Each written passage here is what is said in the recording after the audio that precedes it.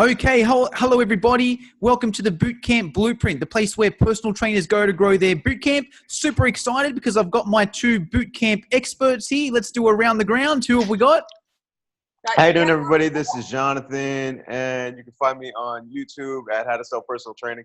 Danny, did I cut you off? I'm so sorry. No. Or you can find me on Instagram. You can search BFF Bootcamp, follow what I do. You know my thing. I love bootcamp. I love business. I love fitness. I love you all. That's why I'm here. Let's do this. Oh, that was awesome. I'm Danny from AxFit. Find me online, Instagram, all over on AxFit. Same thing. Love talking fitness. Love chatting with these guys. It's one of my highlights of the week. So I hope that it is helping and inspiring a lot of you that listen.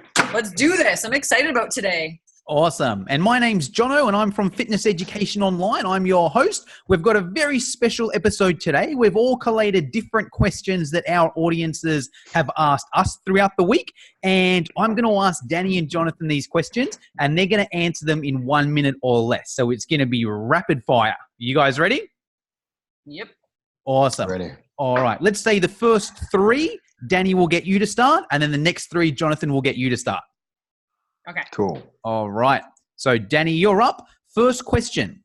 New to the training world and have started my own gym, Full-Fledged Fitness. I was wanting to see if you could help me on some pointers on the ways you come up with your circuits and any advice you think would be helpful. 3, 2, 1, go. All right. Creating new circuits. You definitely have to get outside of the box with your thinking. You got to visualize, your space. We've talked about this before in these podcasts, but how you're going to flow your people. You can't just do that same, stations, rotate. It gets boring. Yes, you can do the same exercises with the same equipment, but set up the flow differently. Maybe they got to go down the middle and around the sides, or maybe they got to do a zigzag, or maybe it's like 4 corners with abs in the middle, or maybe it's a moving circuit or a circle circuit. I have tons of them on my YouTube channel, but you just have to get creative. You want to create no dead time, keep it interesting. It's hard when you're new to training but you will get better at as you go. And then just get on the ground at home or in your yard, move around on the floor, try new moves out. Don't be afraid to try new things and not be so structured and always, kind of doing a squat the same way. Let them be a little free, have a little freestyle. That's it. I'm done. I'm less than a minute. 3, 2, 1. Perfect. Hurdleless. Circuit advice. Okay.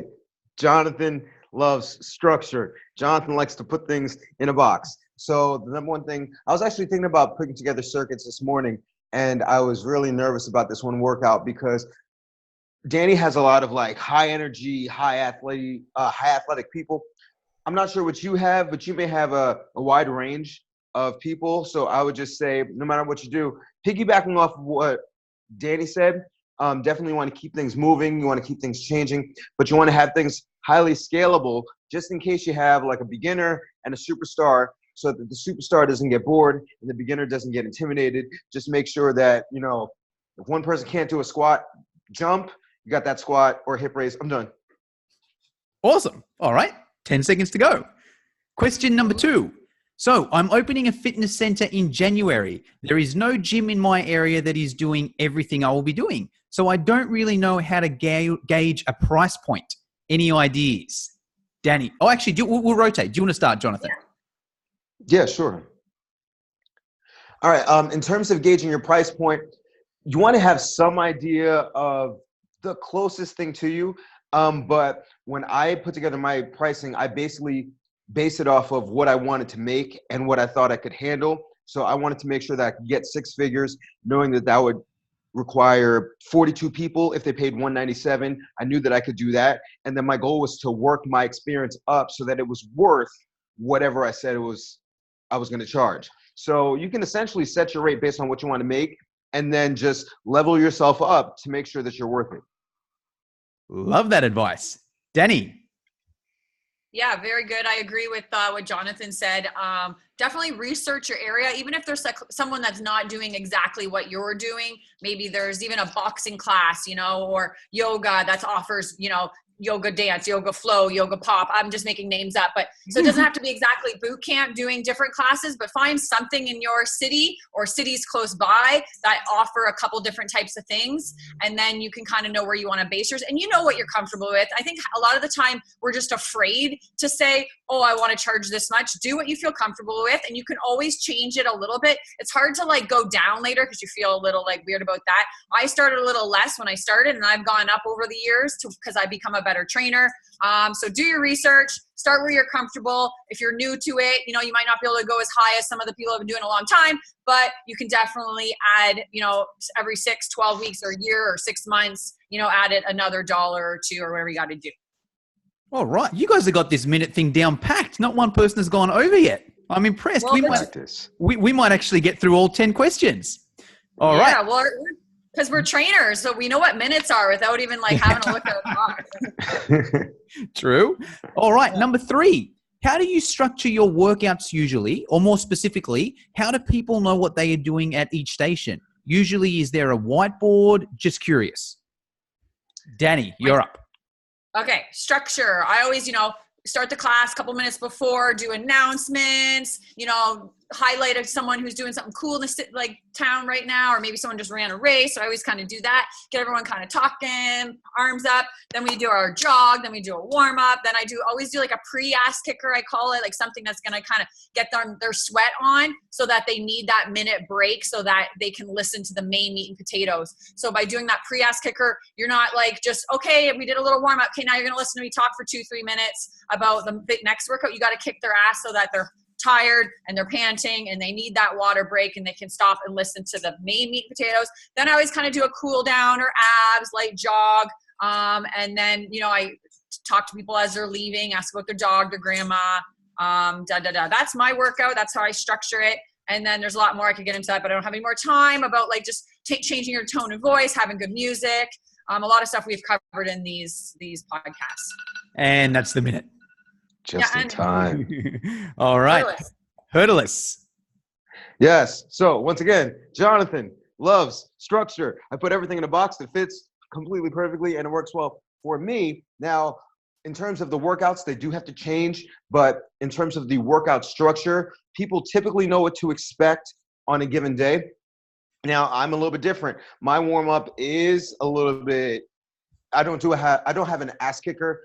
We do our standard warm-up, and then my clients actually do listen to me talk for 2 to 3 minutes, and I explain. All of my explanations are front-loaded, but because my experienced people kind of know what to expect, they can help my people that don't really know. So I think the takeaway that you should get from this is Danny's style works, my style works, but we both bring it with unbelievable energy, and if you do that, I think you're going to be okay. Love it. Good varying of opinion there. This next question is a tricky one. I quite like this one. I'm curious for the both of you too. I'll just summarize it. Basically, I have a client who owes me a challenge. She signed a contract. She claimed her bank account was hacked, needed to be closed. Now she's no longer communicating with me. She owes me $200 plus overdue fees. Is there something that I can do? I feel like I'm not going to get my money back. Any advice there? Danny, you're up. So if we summarize that, someone's signed up for your program, then their payments have bounced or whatever. How do you chase them up, or do you just call it a loss? 1 minute. I think it's Hurdless' turn. Oh, sorry, it is too. Hurdless. Yeah, excuse me. Let it go. Let it go. Let the money just leave your room. You're never going to see it again. And if she ever comes back, then you can charge her from the time before and go like, well, you know, the last time you left and you didn't really pay your balance. So if I'm going to take you back, you're really going to have to cover that. Otherwise, you're going to be wasting energy. There's no point. Let it go. Move forward. Get your money from other people that are going to stay with you long term. And then don't let that client back unless they pay their balance. But it's gone. Don't sweat it. Love it. Chevalier. Brush it off. Brush it off. Do.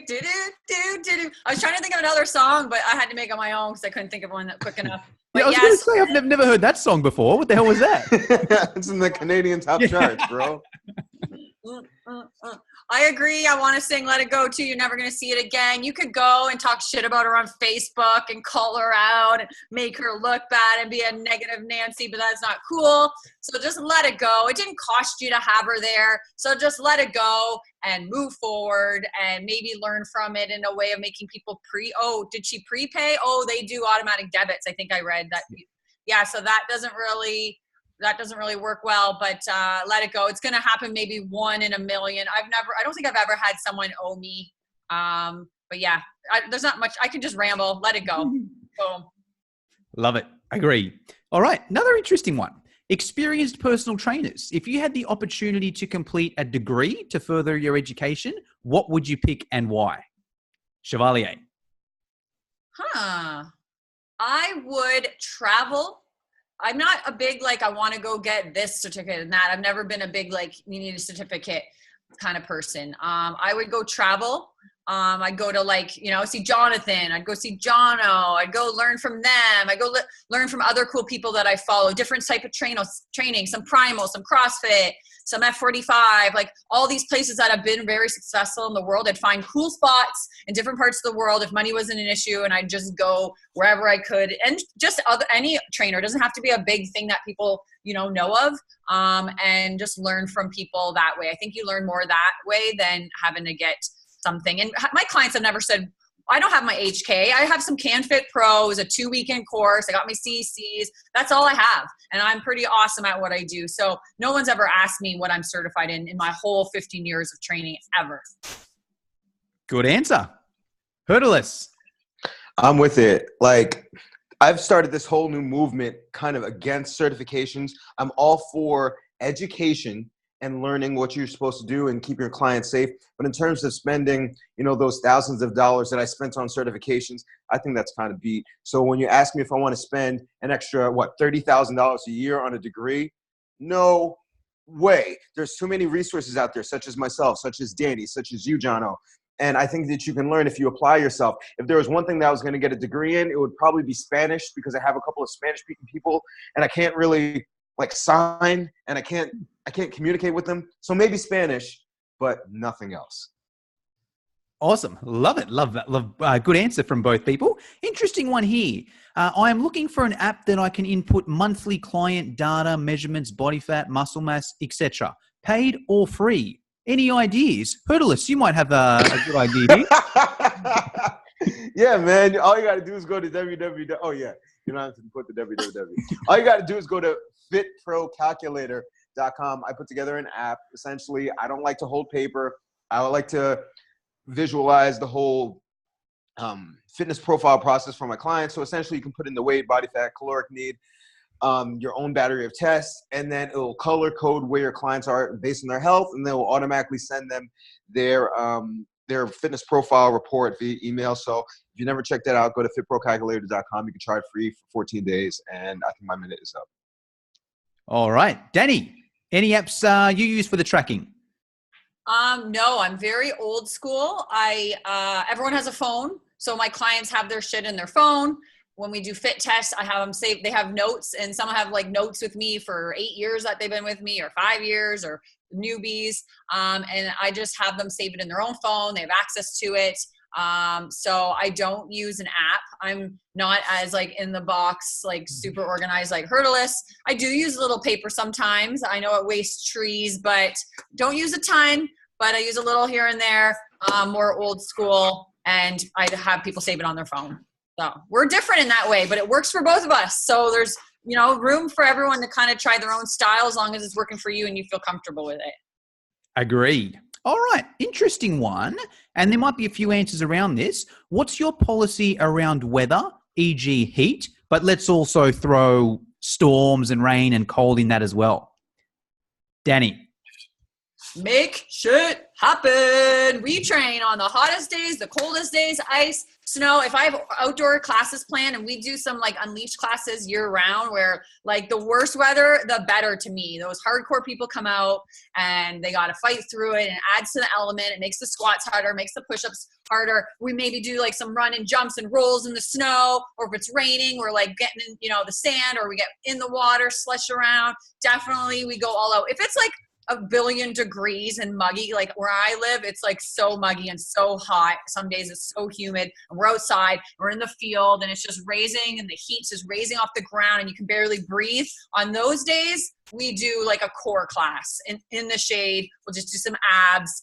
Worst case scenario, I might call my center and say, hey, do you have like the stairs available or a room available? But 9 times out of 10, like I just make them train in whatever it is. Awesome. 2 seconds to spare.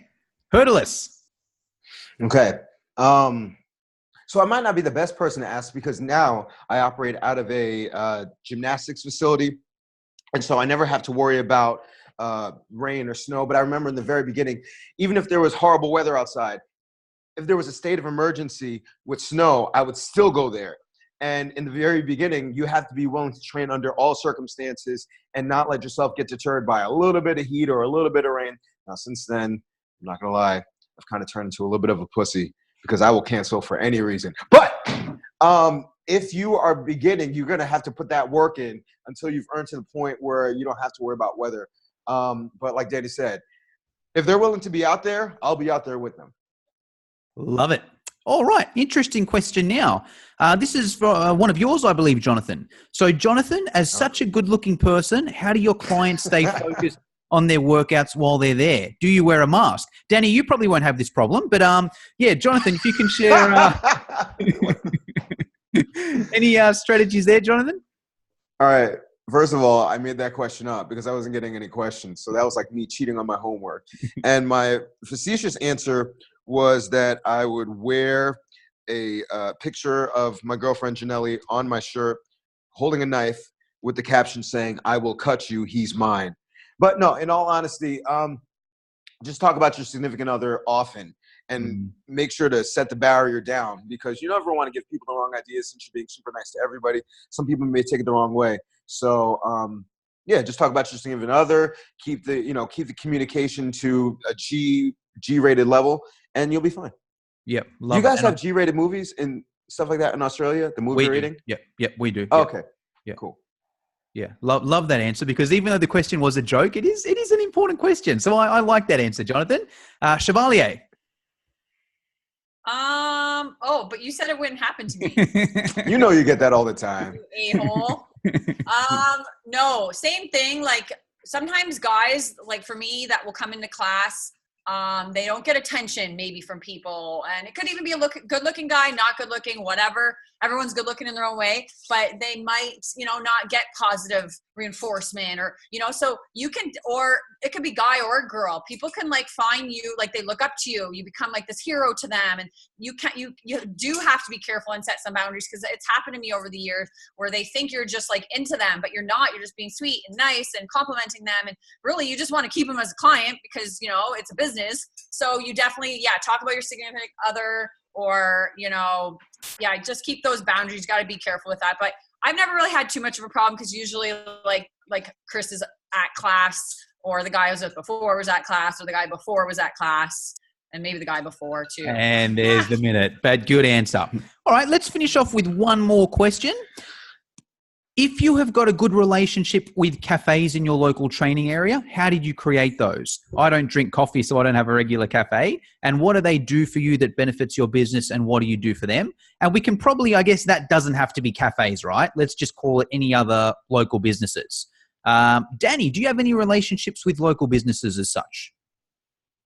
Yeah, I have tons of relations, and you can start just by Instagram, commenting on their stuff, sharing their page, or if they're doing an event, or like a lot of people are doing 12 days of giveaway right now, and it's like reaching out and saying, hey, I can give you a prize for that.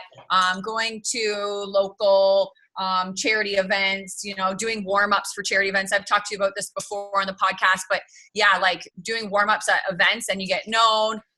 Going to places, you might not drink coffee, but going in there or bringing your crew there is a great way to build it. It's pretty easy to build relationships. You just got to get out there, talk to people, like their shit on Facebook, Instagram, and go from there. Maybe do like kind of something with them. Say, hey, why don't we do a workout and then have lunch at your place every Sunday? Just get creative. Even if you don't drink coffee, you can figure it out.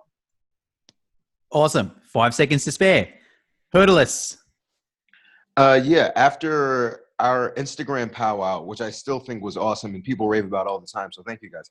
But I took Danny's advice on just going to local businesses on Instagram and just liking their stuff, commenting, just asking a question. I found a dog walking company. I was like, yeah, I got a bunch of clients. They have dogs. They're like, oh, you have a boot camp? You know, maybe we can work together. So just getting out there and then talking is great on the social media route. I do have a Starbucks down the street from me. My strategy, since it gets very packed around the times where I teach boot camp, I go at the same time every day that I go there. So if it's like a schedule, Jonathan's in the box, Monday, Wednesday, Friday, like 7 a.m. I see the same barista, so she knows who I am. She knows I run boot camp, and then when she comes across people that know about me, she'll mention them. Or if I'm at the cafe at the time that person's at the cafe, she'll connect me. But stay consistent, make relationships, and you're good. And there's the minute. All right. Well, hey guys, thanks very much for that. I've actually got to run because I've got another podcast straight after this right now. Just to all the listeners, I had a lot of fun doing this. Did you two have fun with this? Yeah, lots of fun. Let's do it again. Awesome. So anyone listening to this, if you've got any questions that you want answered, we'll do this as a regular thing. Just hit any of us up. We're all on Instagram. I'll put all the links in the podcast description anyway. But if you've got any questions, just throw them out to any of us on social media and we'll do it here. So thanks for your time, guys.